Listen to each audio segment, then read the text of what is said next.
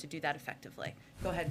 Thank you. Ahead of this meeting with President Xi, is President Biden considering a diplomatic boycott of the Beijing Olympics this winter?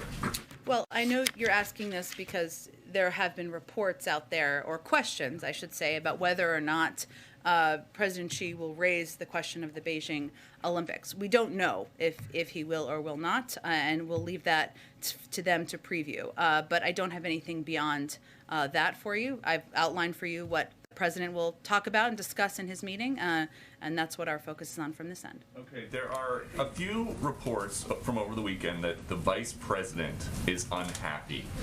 Can she expect the president's automatic endorsement if she decides to run herself in either 2024 or 2028?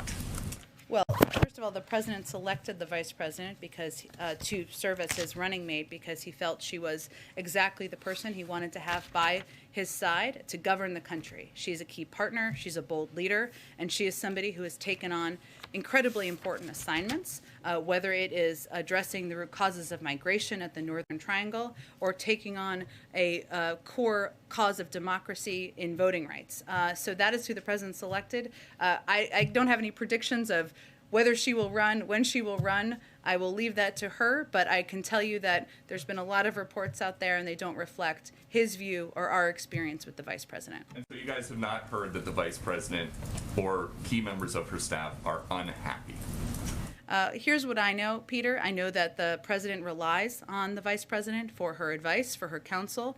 She's somebody who is not only taking on issues that are challenging. She's not looking for a cushy role here. No vice president is, no president is, and that she's somebody that is a valuable member of the team, and he expects to also, you can all expect to be out there out in the country on the infrastructure bill, and he's looking forward to having her out there too. And then just something tied to an ongoing court case. Why did President Biden suggest that Kyle Rittenhouse on trial in Kenosha is a white supremacist?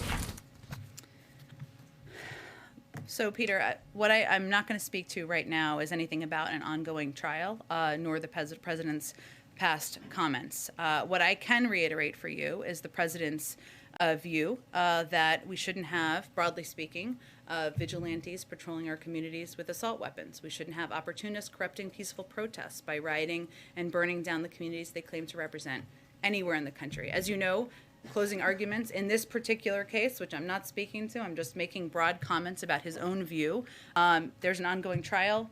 We're awaiting a verdict. Beyond that, I'm not going to speak to any individuals or this case. But the president has spoken to it already. And his mom now, Kyle Rittenhouse's mom, came out saying that the president defamed her son, and that she claims that when the president suggested her son is a white supremacist, he was doing that to win votes. Is that what happened?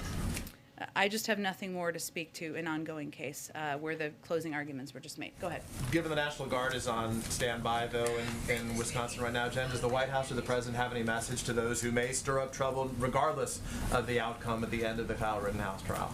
Well, I can give you a little bit of an update that we're in contact, the White House is in contact with state officials at the request of community leaders. The Department of Justice's Community Relations Service has provided trainings on de-escalation and contingency planning to local community organizations, and they're prepared to provide any further assistance that is needed.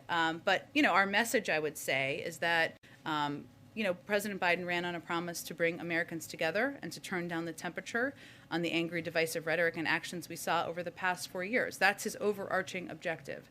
It doesn't mean that he doesn't understand. Of course he does. When emotions are high, when passions are high, we're here to provide support. And obviously we're going to wait for any verdict to come out. And beyond that, certainly we are hopeful that any protest will be peaceful.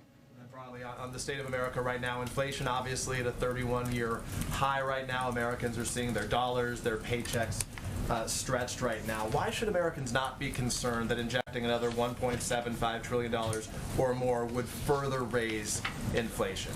Because no economist out there is projecting that this will have a negative impact on inflation.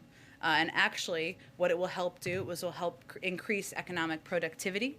It will help economic growth in this country. That and the Build Back Better agenda will help reduce inflation, will help cut costs for the American people over the long term. But as you acknowledge,